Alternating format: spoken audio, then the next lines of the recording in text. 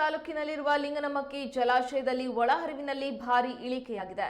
November 25ರಂದು ನೋಡಿದ್ರೆ 204 cusec ಒಳಹರಿವು ಇತ್ತು. ಇಂದು ಕೇವಲ 33 ಕ್ಯೂಸೆಕ್ ಒಳಹರಿವು ಇದೆ. ಮಳೆಗಾಲ ಸಂಪೂರ್ಣವಾಗಿ ಬಿಡುವು ನೀಡಿ ಚಳಿಗಾಲ ಆರಂಭವಾಗಿದ್ದು ಅನೇಕ ಜಲಾಶಯಗಳ ನೀರಿನ ಮಟ್ಟವೂ ಕೂಡ ಕುಸಿದಿದೆ. ಲಿಂಗನಮಕ್ಕಿ ಡ್ಯಾಂನಲ್ಲಿ 133.89 ಟಿಎಂಸಿಯಷ್ಟು ಪ್ರಸ್ತುತ ನೀರಿದೆ.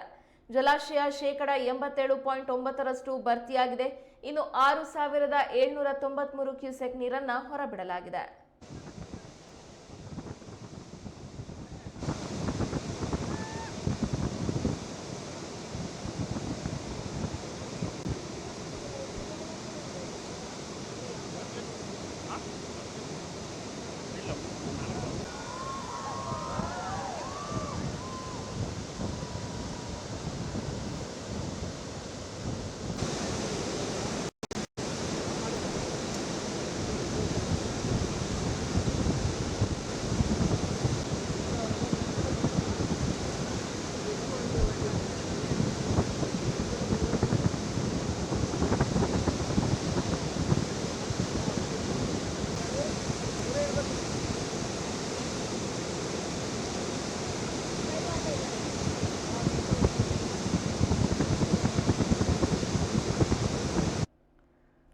ಸಾಗರ ತಾಲೂಕಿನಲ್ಲಿರುವ ಲಿಂಗನಮಕ್ಕಿ ಜಲಾಶಯದಲ್ಲಿ ಒಳಹರಿವಿನಲ್ಲಿ ಭಾರಿ ಇಳಿಕೆಯಾಗಿದೆ.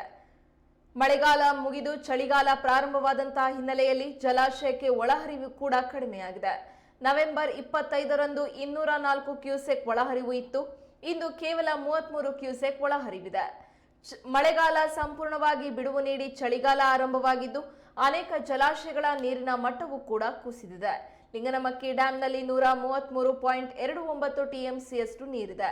ಜಲಾಶಯ ಶೇಕಡ 87.9ರಷ್ಟು ಭರ್ತಿಯಾಗಿದೆ. ಇನ್ನು 6,793 ಕ್ಯೂಸೆಕ್ ನೀರನ್ನು ಹೊರಬಿಡಲಾಗಿದೆ.